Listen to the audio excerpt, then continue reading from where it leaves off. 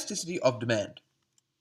Elasticity of demand is defined as a measure of the responsiveness of the quantity demanded of a good or service to a change in its price. If a product is inelastic, it has a weak response to a change in price. That is, when price increases, quantity demanded does not decrease that much. Some examples are oil, food, tobacco, and gas, electricity, and water. While a product which is elastic has a strong response to a change in price. That is, when price increases, quantity demanded decreases heaps. Some examples are transportation, motor vehicles, furniture, and metals. Now, there are a number of ways to calculate elasticity of demand. The simplest way is the revenue method. So let's use an example.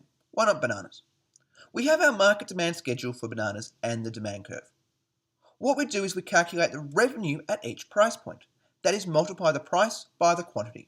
So, the revenue for $1 is $1 times 50, which gives us 50. For $2, it's 2 times 45, which is 90. For $3, it's 120. For $4, it's 140. For $5, it's 150. For $6, it's 150. For $7, it's 140. And for $8, it's 120.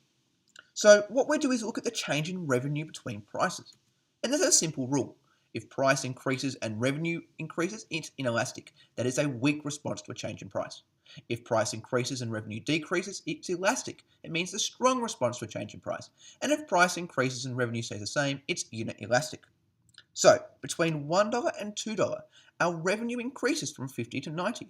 So this is inelastic, a weak response to a change in price.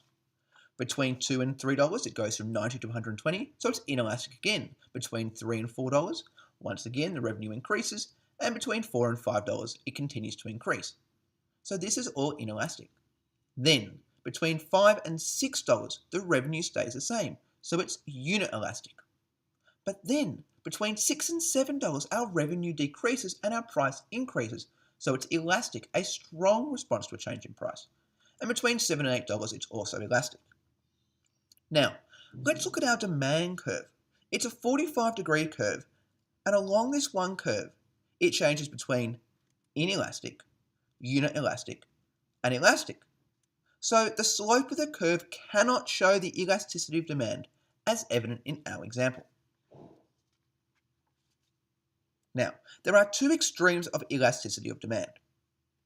We have perfect inelastic demand, means that consumers are willing to pay any price to obtain a good or service.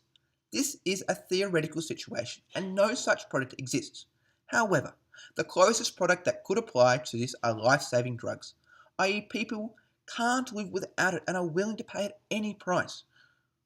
Our other example is perfect elastic demand. That is, a slight change in price would mean no one demands this product. This once again is a theoretical situation.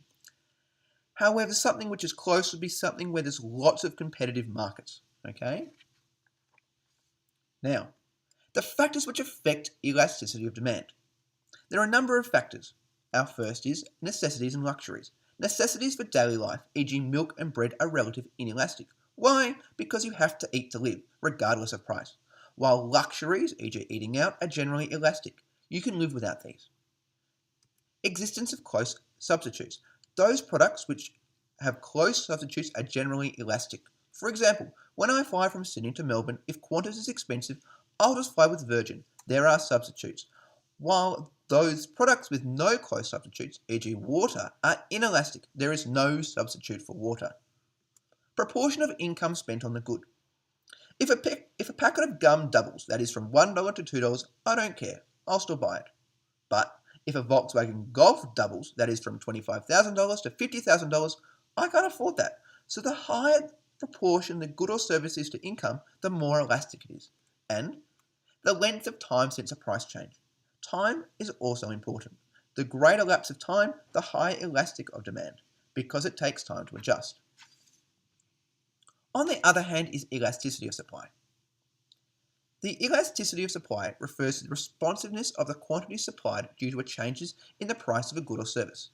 The focus once again is on the firms. There are three types of elasticity of supply. Note, in Stage 6 economics, the syllabus states that no calculations are required. The three types of elasticity of supply are inelastic supply, that is, a firm cannot respond when there is a price change, e.g. prices increase by 10% and quantity supplied is only 5%. They just can't keep up. Unit supply, that is, a firm can proportionally respond when prices change, e.g. price increases by 10% and quantity supplied increases by 10%. An elastic supply, that is, firms can respond when price changes, e.g. prices go up by 10% and quantity increases by 15%. That is, that firms can keep up and do better. Now, there are three factors which affect the elasticity of supply. Firstly, substitution possibility of resources. How easily can you substitute between resources to produce goods and services? The easier it is to substitute, the more elastic it is. Excess capacity. How much stock does a firm currently hold? The more stock, the more elastic. The time frame for supply decisions. It can be said there are three phases with this. First, momentary supply, which is right now. If our price increased, could the firm respond? Generally not, so it's generally quite inelastic. Then in the short run, after a while, you can produce a bit more, but it's still quite inelastic. But then in the long run, after a while, you can respond quite easily, so it's quite elastic. So to conclude, elasticity of demand is a measure of the responsiveness of quantity demanded of a good or service to a change in its price. A product which is inelastic has a weak response to a change in price, while a product which is elastic has a strong response to a change in price. One way to measure elasticity of demand is a revenue method. If prices increase and revenue increase, then the product is inelastic. If prices increase and revenue decrease, then the product is elastic. And if prices increase and revenue stays the same, the product is unit elastic.